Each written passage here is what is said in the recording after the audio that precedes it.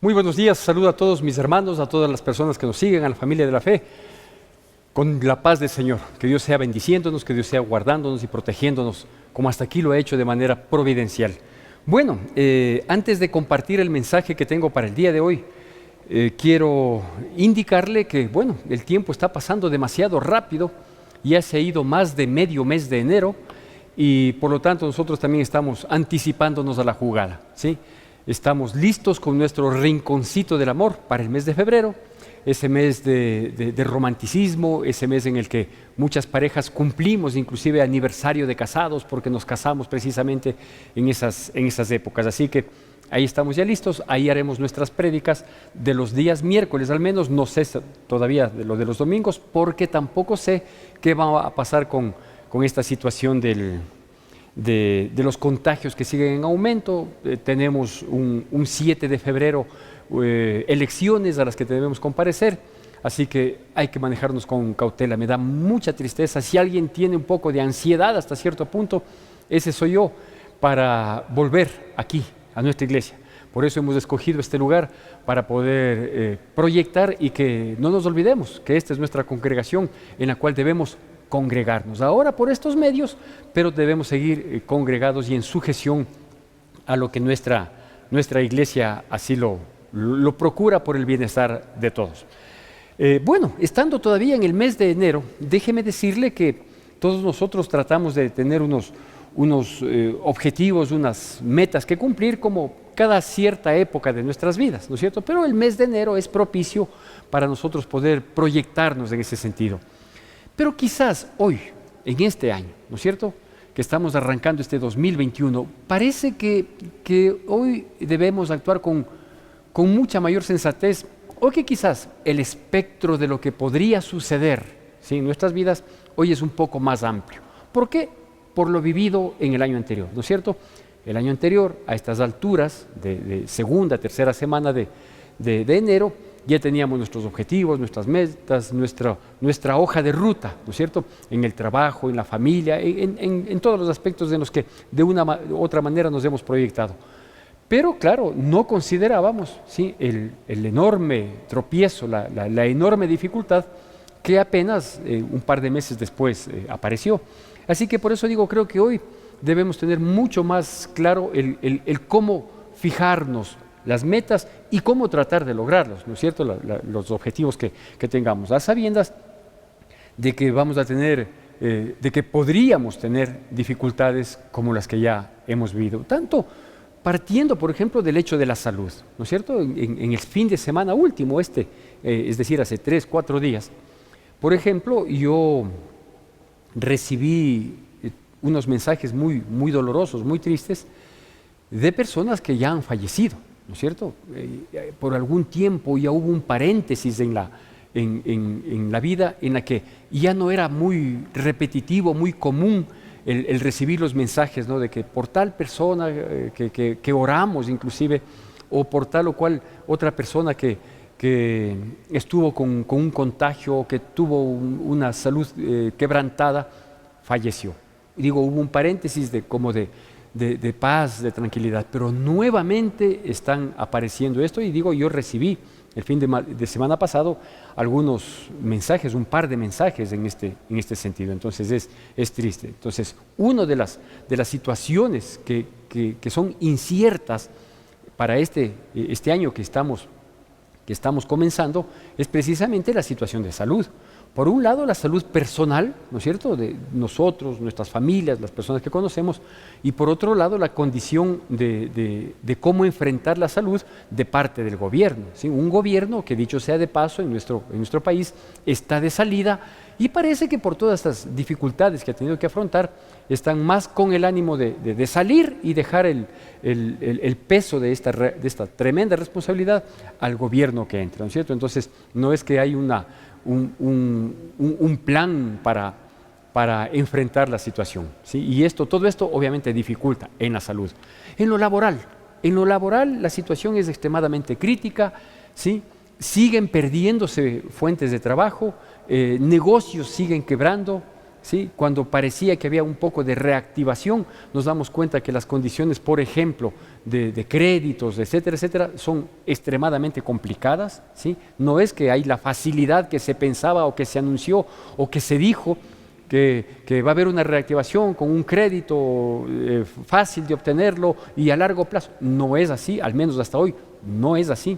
Entonces eso implica un quebranto mayor cada vez en el área laboral que repercute tremenda y directamente en el área financiera, ¿no es cierto? Entonces las situaciones son bastante críticas. He vuelto a oír que las personas quieren salir a otras latitudes, a pesar de que están conscientes de que en otras latitudes la situación de la pandemia es igual o peor, pero nuevamente hay esa inquietud tan trágica, crítica, que fue por ahí de los años 1996 al 2000, ¿no es cierto? Quizás así no sea porque los resultados sociales también de aquella migración de esas épocas fue terrible. Y por supuesto también ha repercutido de manera muy fuerte en el área emocional, ¿no es cierto? Hemos visto familias que comenzaron a confrontarse, familias que comenzaron a angustiarse y esto trajo enfrentamientos, esto ha traído problemas de distinta índole, ¿no es cierto? Es decir, en la salud, en lo laboral, en lo económico, en lo emocional, en lo sentimental, está mal. ¿Qué es lo que podemos hacer? Pues robustecernos en el área espiritual para poder sostener las otras áreas de la vida, porque la más importante es la espiritual, es decir, todos estamos expuestos a una situación de salud crítica, todos estamos expuestos, como lo hemos vivido y lo hemos pasado y lo estamos afrontando, a situaciones financieras difíciles, todos estamos expuestos a un quebranto laboral, todos estamos expuestos a que nuestros ánimos se exasperen en situaciones como la que estamos viviendo, pero si en nuestra área espiritual estamos bien fortalecidos, cogidos del Señor, guiados por Él, entonces vamos a poder soportar hasta sobrellevar y superar todos estos inconvenientes. De tal manera que le vamos a llamar a esta prédica con algo que es importante que nosotros mantengamos vigente en nuestra mente y le vamos a llamar caminar enfocados. Caminar enfocados. ¿Por qué?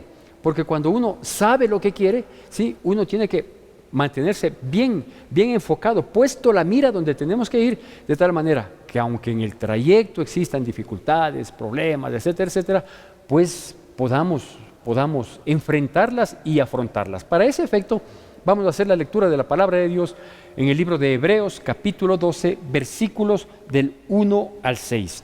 Hebreos, capítulo 12, versículos del 1 al 6. Hago yo la lectura, le pido por favor que usted siga con atención, con reverencia a la palabra de Dios, si es que la tiene en sus manos, o si no, de todas maneras le vamos a facilitar poniendo este texto en pantalla. Hebreos capítulo 12, versículos del 1 al 6. La palabra de Dios dice así: Por tanto, nosotros también, teniendo en derredor nuestro tan grande nube de testigos, despojémonos de todo peso y del pecado que nos asedia y corramos con paciencia la carrera que tenemos por delante, puestos los ojos en Jesús, el autor y consumador de la fe, el cual, por el gozo puesto delante de él, sufrió la cruz, menospreciando el oprobio, y se sentó a la diestra del trono de Dios. Considerad a aquel que sufrió tal contradicción de pecadores contra sí mismo, para que vuestro ánimo no se canse hasta desmayar, porque aún no habéis resistido hasta la sangre, combatiendo contra el pecado, y habéis ya olvidado la exhortación que como a hijos se os dirige, diciendo: Hijo mío, no menosprecies la disciplina del Señor, ni desmayes cuando eres reprendido por Él, porque el Señor, al que ama, disciplina y azota a todo aquel que recibe por hijo. Bueno, aquí está el texto que es una base y que es una orientación a través del cual nosotros podemos desglosar un poquito para entender cómo tenemos que caminar enfocados a sabiendas de qué, de que en el trayecto van a haber algunas sorpresas, por llamarlo de alguna manera. Y para esto yo recordaba, por ejemplo, años atrás, cuando tuve la oportunidad de participar, no digo de competir, porque en realidad no fue ese el ánimo, ¿no? de ir a obtener una medalla, nada, ¿sí? Fui muy consciente de mis capacidades, ¿sí? de mis primeros entrenamientos, mis primeras opciones de correr ciertas distancias. Y recuerdo que una de las recomendaciones que me daban personas que habían corrido, no un especialista precisamente, no era un entrenador personal como ahora existen, sino que las recomendaciones que me daban algunas personas, esas recomendaciones preliminares que daban, ¿cierto? Entonces me decían, verá pastor, porque son gente de la iglesia, que hay gente atleta muy entregada al deporte. Entonces cuando yo en la novelería decidí participar, me decían así, me decían, verán pastor, y usted tiene que hacer lo siguiente, en su entrenamiento ya tiene que al menos 1 o 2 veces haber corrido la distancia que es la que se pretende correr para cubrir esta carrera, ¿sí? Otra cosa, decía, la vestimenta tiene que ser de tal manera, los zapatos no vayan a ser nuevitos para estrenarnos, ¿sí? Que sean los zapatos con los cuales normalmente corre, las medias, y así me daban recomendaciones. La comida que tengo que comer 1 o 2 días antes, el tipo de comida que tengo que comer 1 o 2 días antes de la carrera, la hidratación hasta qué hora antes de la carrera tiene que ser, es decir, cosas que ellos por experiencia ya lo sabían, ¿no es cierto? Y a eso yo le llamo aquellas recomendaciones preliminares, ¿sí? Aparte del calentamiento que hay que hacerlo antes mismo de la carrera. Y entre esas están aquí, ¿no es cierto?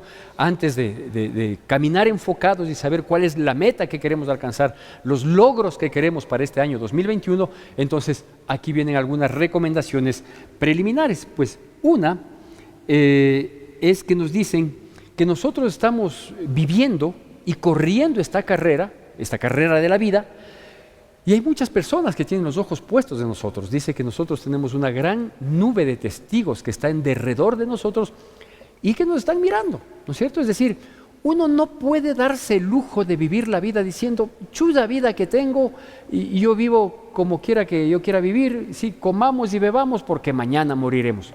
No es así.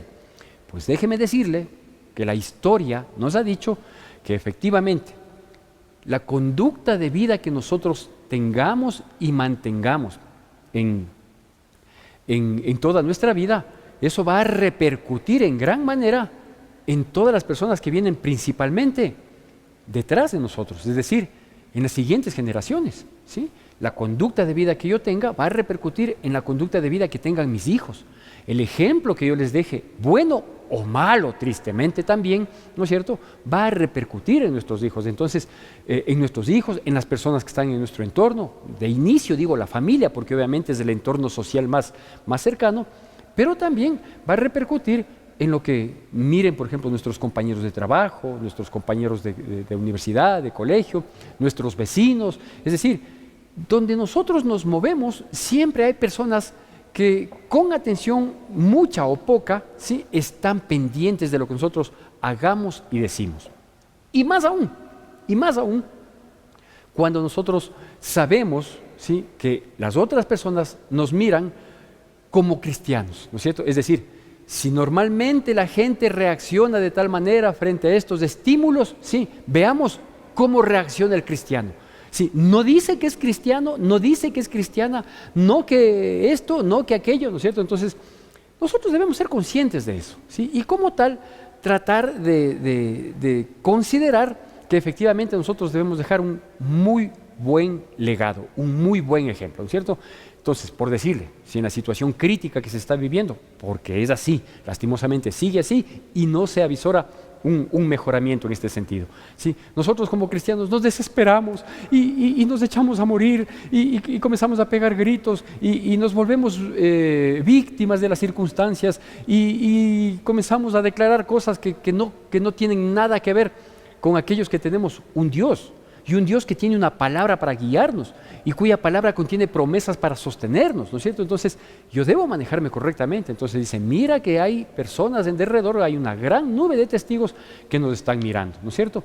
¿Qué pasaría, por ejemplo, si efectivamente nuestro testimonio de vida, tanto de firmeza, de tranquilidad, de afrontar las cosas con calma, en oración, en dependencia de Dios, como nuestro buen testimonio de santidad e integridad, en nuestro trabajo, en nuestro vecindario, en la nube de testigos, ¿no es cierto?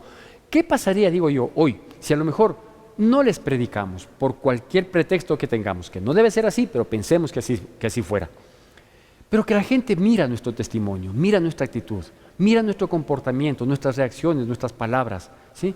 y que el día de mañana, a lo mejor ya no delante de nosotros, pero que el día de mañana, de pronto, ellos digan, yo voy a buscar de Dios, voy a buscar una iglesia cristiana para congregarme, porque tiempo atrás yo tuve un compañero de trabajo, un vecino, un compañero de la universidad, una persona que le conocí en algún momento, estuvimos en una reunión social y el comportamiento de esa persona me pareció que era adecuado. Así que hoy, a pesar de mis prejuicios, de cualquier situación, yo voy a tratar de buscar una orientación en ese sentido porque esa persona fue un referente en algún momento en mi vida, ¿no es cierto? Entonces, hay una gran nube de testigos y nosotros debemos tratar de manejarnos de manera correcta frente a esta situación. Como la vida es una carrera, otra de las recomendaciones preliminares es despójate de todo peso. Y luego dice, y del pecado, a ese le vamos a tomar por separado, ¿no es cierto? Despójate de todo peso. Obviamente para una carrera, lo menos que uno puede pensar por simple lógica es que va a ir cargado de cosas, ¿no es cierto? Pues aquí le voy a decir a qué pesos se refiere la palabra de Dios en la carrera de la vida. La una se refiere a los prejuicios. ¿Sabe que los prejuicios son una verdadera carga en nuestras vidas? ¿Sí? El vivir con prejuicios, el vivir con esas expectativas ilusorias, ¿no es cierto? A veces estos prejuicios se transmiten en malas competencias, en vanas competencias, en malsanas competencias, a veces se traducen en envidias, ¿no es cierto? Es terrible esos prejuicios. Entonces dice, ¿quieres llegar al punto que quieres llegar? ¿Quieres hacer las cosas bien? ¿Quieres ponerte un objetivo y caminar en pos de él y tratar de evitar los obstáculos que se presentan? Porque de hecho se presentan en la vida. Sí, entonces despójate de eso. Quítate todos esos pesos, ya te digo, de los prejuicios, quítate todos esos pesos de las envidias, de las comparaciones innecesarias, ¿no es cierto? Yo en este año quiero llegar a tener más que. No, ¿por qué compararse con alguien? Cuando uno se compara, yo siempre digo, pasan dos cosas. Cuando uno se compara en cualquier aspecto, ¿no es cierto? Me quiero comparar con esta persona, ¿sí? que ha logrado tal o cual situación en su vida. Si yo me comparo con esa persona, tengo dos tristes posibilidades. La una, de que no le gane. Y si no le gano, me voy a sentir frustrado. Y la otra, ¿sí? de que le equipare. Y si le equiparo, puedo estacionarme en un momento de la vida, ¿no es cierto? Lo que si no compito con nadie, o si compito, lo hago conmigo mismo, entonces siempre voy a tener un anhelo ferviente de superación constante, de vencerme a mí mismo, porque solo venciéndote vencerás.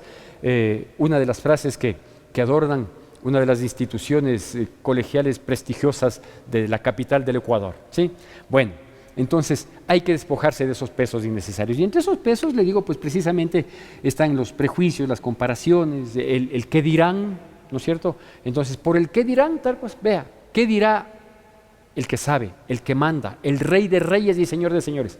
A él debo darle cuentas, ¿no es cierto? Otra de las recomendaciones que se hace, dice, es despojarnos del pecado. Por favor, si alguna recomendación como cristiano, como pastor, habiendo sido rescatado de la inmundicia de mi vana y pasada manera de vivir, puedo yo recomendar, es precisamente esto. El pecado destruye, el pecado acaba, el pecado hiere, el pecado deja cicatrices profundas, ¿sí? El pecado nos postra, por último, el pecado termina matando, porque la paga del pecado es muerte.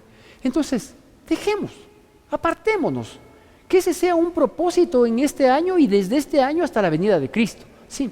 Dejar, por ejemplo, los vicios, ¿sí? Sigo fumando, sigo tomando, sigo malgastando mi tiempo, sigo en concupiscencias, en lascivias, en infidelidades, sigo grosero, sigo malgenio, sigo malcriado, sigo en pornografía, sigo en chisme. O sea, por favor, ya es hora de dejar, es hora de superar. Hay tantas cosas tan importantes a las que les podemos prestar atención como para detenernos y que el pecado cause ese estado mortal que causa en nuestras vidas. Por poquito que sea, el pecado es una polilla, ¿sí? Diminuta, casi imperceptible, pero que el rato del rato termina acabando con todo.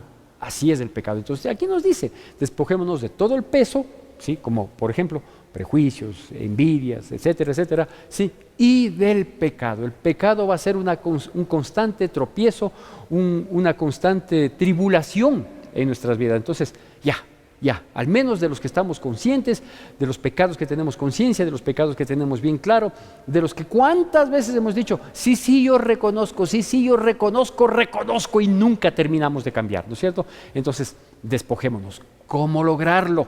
¿Sí? La única posibilidad de vencerle al pecado es entregando nuestras vidas a Jesucristo.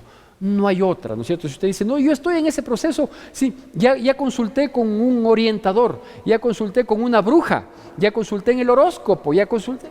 ¿Por qué va a acudir a Satanás, que es el que quiere ponerle tropiezo con el pecado? O sea, quiere curarse de una enfermedad, sí, tomando el mismo veneno, sí. La única posibilidad de despojarnos del pecado es con Cristo Jesús. Primero, porque Él es el que nos perdona, ¿sí?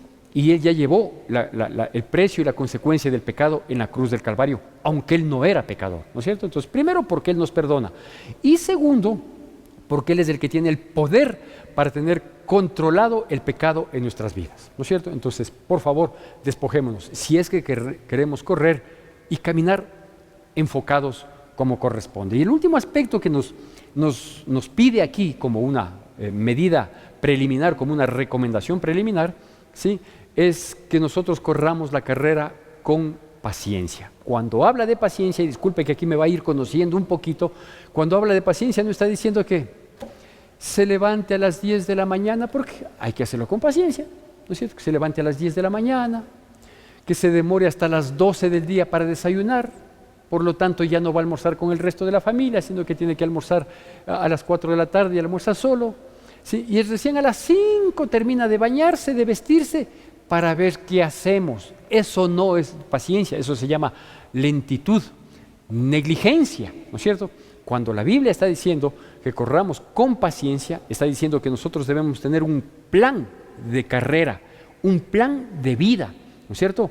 Y ese plan de vida tiene que ser un plan que tiene que cumplirse, es decir, requiere una metodología, por un lado, y por otro lado, requiere el cumplimiento de esa metodología, es decir, disciplina en la vida, ¿no es cierto? Entonces, correr la carrera con paciencia es tener una metodología, cómo voy a hacer las cosas, cómo me voy a manejar en la vida, cómo voy a lograr esos objetivos, ¿sí? Cómo voy a caminar enfocado, ¿sí? Entonces, el cómo hacerlo, que requiere disciplina para poder hacerlo.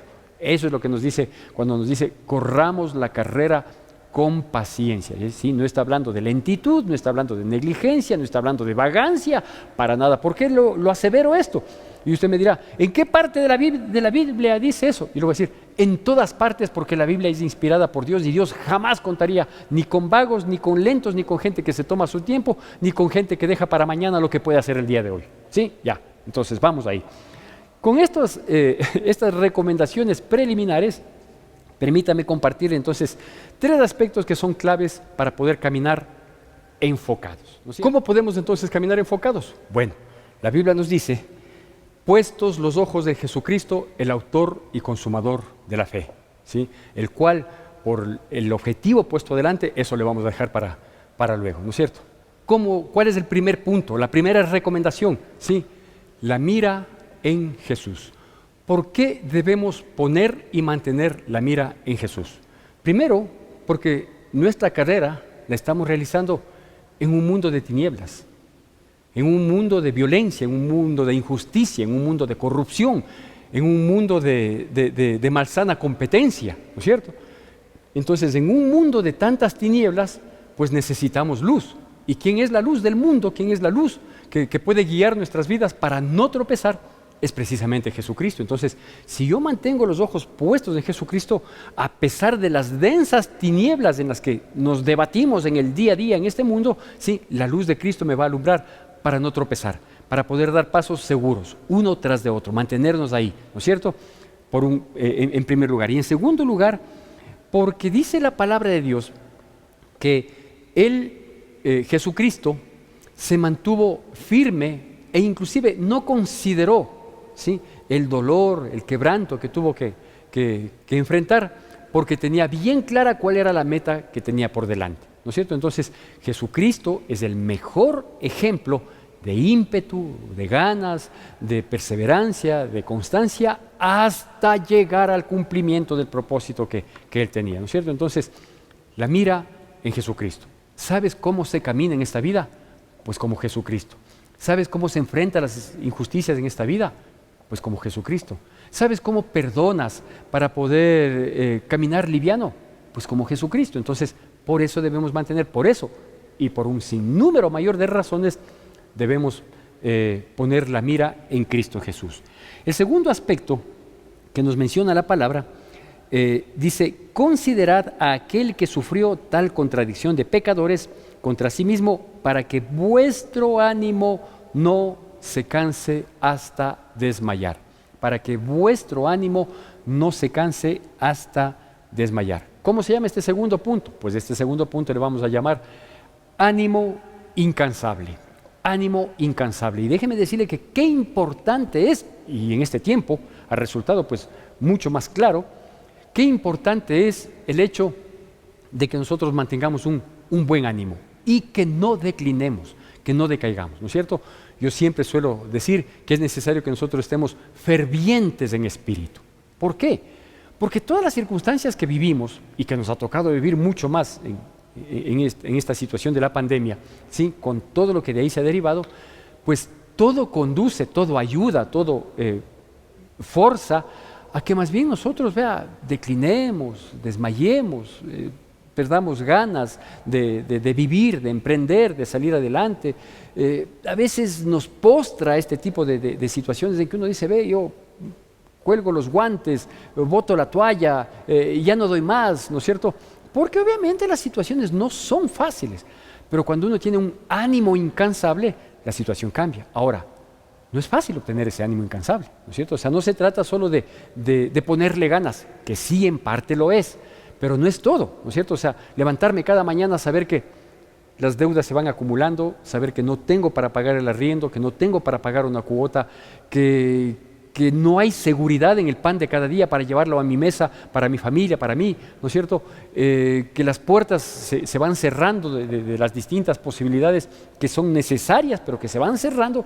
Entonces, frente a eso, mantener un ánimo incansable y un permanente buen ánimo no es fácil. Pero, aquí viene el gran pero, ¿no es cierto? Cuando nosotros primero miramos las cosas desde la óptica de Dios, o sea, yo veo las dificultades, los problemas de las tribulaciones desde la óptica de Dios, es decir, como un pretexto para que Dios se glorifique. Porque si yo veo los problemas como algo que me destruye, me termina destruyendo. Si yo le veo al problema como algo que va a menguar y va a terminar separando mi familia y dispersándonos por todos lados, lo más probable es que terminemos de ese modo. Pero si yo veo desde la óptica de Dios, entonces yo veo que todos los problemas, dificultades, por críticos que estos parezcan, aún en mi propia apreciación humana, son un pretexto para que Dios se glorifique. Entonces yo me mantengo firme, yo me mantengo convencido. Y la única manera de lograrlo es alimentándome con esta palabra todos los días de mi vida, primera cosa. Y segundo, cuando soy un creyente, un verdadero creyente, es decir, cuando yo he depositado mi fe en Cristo Jesús, ¿sí? Yo sé que Él no me va a dejar, no me va a abandonar, ¿sí? Yo sé que Él no va a permitir que yo llegue a extremos en los cuales ya no pueda levantarme. Yo sé que Dios me va a sostener, a sustentar, y que aún cuando tenga que enfrentar adversidades, tribulaciones y problemas, Dios me va a dar la salida, ¿no es cierto? Entonces, eso va a hacer de mí que yo busque a Dios, no solo en su palabra, sino en oración. Entonces, cuando yo estoy alimentado, sostenido, sustentado por la palabra, ¿sí? Y también estoy sostenido, sustentado por la oración, por mi comunión con Dios permanente, entonces sí voy a lograr un ánimo incansable, como es el segundo punto. Y el tercer punto, ¿sí?, que nos habla los subsiguientes versículos 5 y 6, dice que nosotros no debemos despreciar o menospreciar, es la palabra, cuando somos disciplinados de parte de Dios, porque Dios al que ama disciplina y azota a todo aquel que recibe por hijo. Dice, no te olvides que si eres hijo de Dios y vas a recibir de sus bendiciones, el cumplimiento de sus promesas, el sustento, la salud, la vida, puertas que se abran, etcétera, etcétera, no te olvides que en todo este proceso Dios quiere disciplinarte, Dios quiere hacerte una mejor persona. ¿Cómo se llama este tercer punto? Pues adquiriendo disciplina. Y sí, conversaba yo el fin de semana con una hermana mía y con un primo mío que hemos tenido contacto en estos días, y recordábamos aquellas épocas cuando éramos hijos de familia, ¿no es cierto? O sea, cuando yo era el sexto de los hijos de mis padres, somos 7, yo era el sexto, y cada uno de nosotros teníamos una obligación que cumplir más allá de las que satisfacían solo nuestros propios intereses, ¿no es cierto? Es decir, yo debía tener arreglado mi dormitorio, pero también tenía que rasquetear el piso y también tenía que colaborar en el taller de mi padre, y etcétera, etcétera. Las distintas responsabilidades adicionales a las que únicamente me beneficiaban a mí. ¿Cómo adquirimos ese estilo de vida que se volvió una disciplina? ¿Por qué hoy mantengo esa escuela? ¿No es cierto? Pues lo adquirimos con disciplina. La disciplina implica, por un lado, una rigurosidad, ¿sí?, que acompaña perfectamente a la instrucción. Es decir, la disciplina es normas de instrucción con rigurosidad para su cumplimiento. Así se adquiere la disciplina. La disciplina no es algo que uno dice, algún rato, ya mismo, una de estas, cuando pueda. No, eso no es así. Entonces, adquiriendo disciplina, se camina enfocado y se adquieren y se cumplen y se logran las metas y objetivos, ¿sí?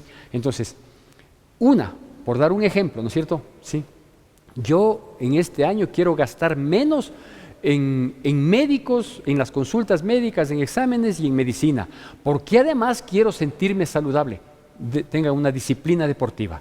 Levántese todas las mañanas a las 5:30 de la mañana o a las 5 si es que necesita, ¿sí? Haga ejercicio, ¿sí? Luego lee la palabra de Dios, tiene un tiempo de oración o mientras está haciendo ejercicio, alábele a Dios, ore a Dios, ¿sí? Y comience el día a las 7 de la mañana.